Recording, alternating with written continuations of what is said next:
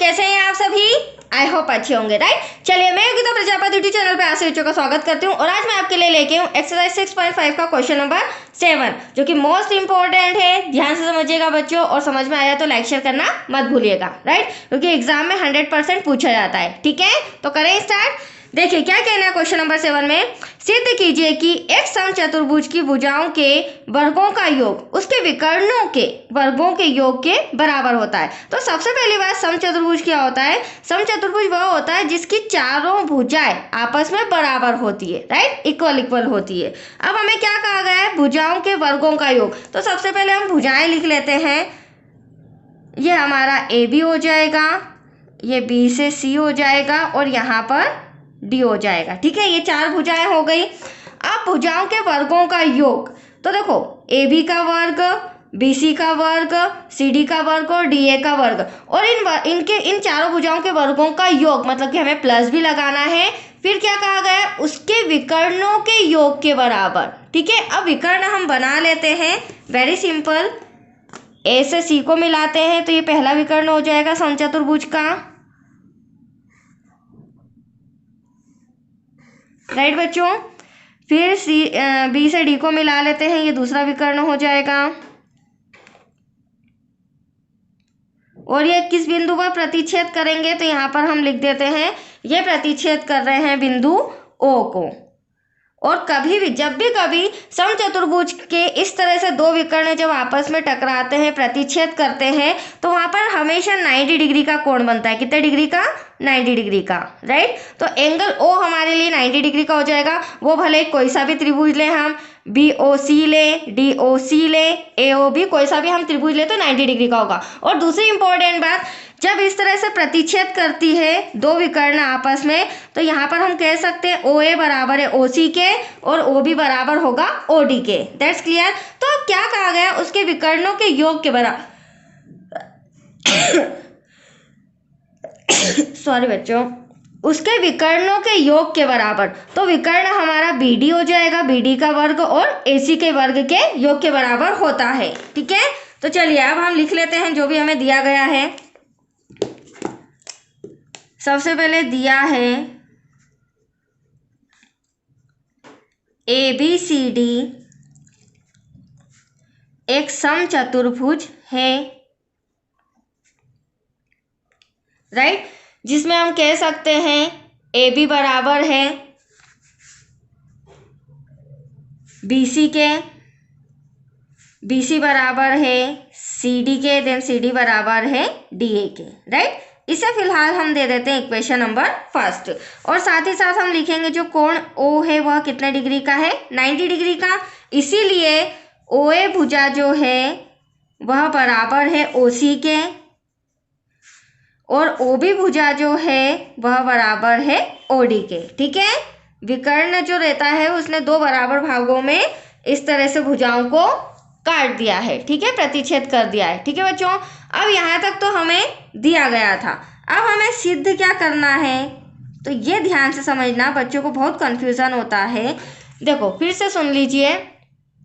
समचतुर्भुज, एक चतुर्भुज की भुजाओं के वर्गों का योग। तो भुजाएं क्या है? ए बी आपके सामने लिखी। वर्गों का योग, तो ए बी का वर्ग प्लस बी सी का वर्ग प्लस सी डी का वर्ग प्लस डी ए का वर्ग बराबर होना चाहिए। किसके बराबर होना चाहिए? उसके विकर्णों के वर्गों के योग के बराबर होना चाहिए। ठीक है, तो विकर्ण क्या है? ए सी और बी डी। तो यहाँ ए सी का वर्ग प्लस बी डी का वर्ग, ये हमें बराबर सिद्ध करके बताना है। तो आया आपको समझ में क्वेश्चन? अब देखिए हम क्या करेंगे बच्चों, इस ड्रॉ के अंदर समझिएगा। हम वैसे तो चारों त्रिभुज समान है, हम बी ओ सी भी ले सकते हैं, ए ओ बी भी ले सकते हैं, डी ओ सी भी ले सकते हैं। तो किसी भी एक त्रिभुज को लेके मैं आपको ये सिद्ध करके बताती हूँ। तो मैं फिलहाल यहाँ पर ले रही हूँ त्रिभुज ओ डी सी में। ठीक है, और यहाँ पर हम पाइथागोरस प्रमेय का रूल लगाएंगे। ओ डी सी में जो एंगल ओ है वह कितने डिग्री का है? 90 डिग्री का, राइट। अतः यहाँ पर समकोण त्रिभुज बन रहा है, तो पाइथागोरस प्रमेय से पाइथागोरस प्रमेय से हम पाइथागोरस प्रमेय का सूत्र लगा देंगे, कर्ण का स्क्वायर इक्वल्स टू लंब का स्क्वायर प्लस आधार का स्क्वायर। अब आप सोच रहे होंगे कि ये जो ओडीसी है इसमें कर्ण क्या होगा, तो देखो बच्चों, ये जो सीडी आप देख रहे हैं, सीडी हमारा कर्ण हो जाएगा, ओडी हमारा क्या हो जाएगा, आधार, और ओसी क्या हो जाएगा, लंब। तो यहाँ पर मैं लिख लेती हूँ सीडी का वर्ग बराबर ओसी का वर्ग प्लस ओडी का वर्ग। अब देखो, आप हमें जो सिद्ध करना है उसमें देख रहे होंगे, ये जो सीडी है ये सीडी स्क्वायर तो मिल रहा है, बट ओसी और ओडी कहीं भी सिद्ध करने को नहीं दिया गया है। तो हमें इस ओसी और ओडी को चेंज करना होगा। किस तरह से, देखिए, चूंकि देखो बच्चों, जो ओसी है आप देख रहे हैं ड्रॉ के अंदर, ओसी जो रेखा है, भुजा है, वह एसी का हाफ है, मतलब कि आधा। तो मैं यहाँ लिख सकती हूँ ओसी जो है वो बराबर एसी का हाफ। ये देख लीजिए, एसी का आधा हो जाएगा ओसी। इसे मैं दे रही हूँ इक्वेशन नंबर 2। ठीक है, ऐसे ही जो ओडी है हमारा क्या है, दूसरी भुजा, आधार ओडी, तो ओडी का भी हाफ, ओडी हाफ किसका है, बीडी का। तो यहाँ पर हम लिख लेते हैं ओडी बराबर बीडी का हाफ। इसे मैं दे रही हूँ इक्वेशन नंबर 3।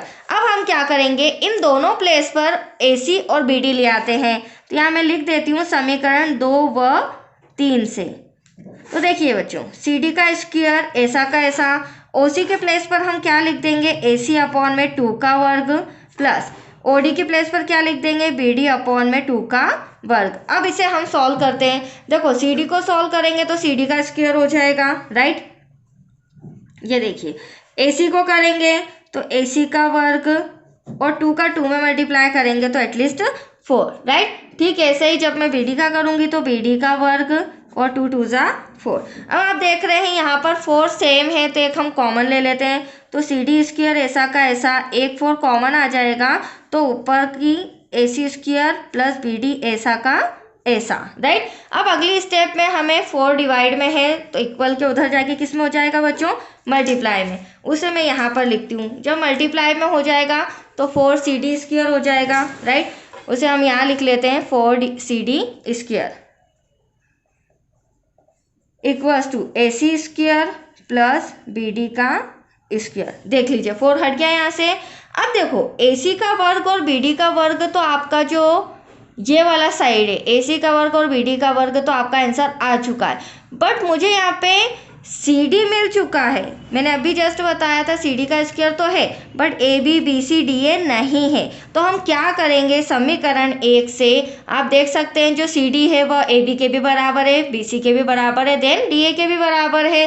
तो इस सी डी की जगह, मतलब जो मैंने 4 सी डी लिया है, आप देख सकते हैं 4 सी डी स्क्वायर है, तो यहाँ पर बाकी के जो डैम्स है भुजाओं के, A B B C C D D A, ये चारों हम लिख लेते हैं, ठीक है। बट यहाँ पर लिखना पड़ेगा समीकरण 1 से। तो हर भुजा सी डी के बराबर है, तो A B square plus B C का स्क्वायर प्लस सी डी का भी लेना पड़ेगा हमें, देन लास्ट में डी ए का स्क्वायर। तो देखो 4 सी डी किसके बराबर हो गए, ए बी का वर्ग प्लस बी सी का वर्ग प्लस सी डी का वर्ग प्लस डी ए का वर्ग बराबर है ए सी का वर्ग प्लस बी डी, जो कि हमारे विकर्ण है। दैट्स क्लियर बच्चों, यही हमें सिद्ध करना था। That's your answer. आपका आंसर आ चुका है। तो आया आपको समझ में। चलिए आज के लिए इतना ही, ये क्वेश्चन भी कंप्लीट हो चुका है। नेक्स्ट वीडियो आपको क्वेश्चन नंबर 8 का मिलेगा। Okay, thank you.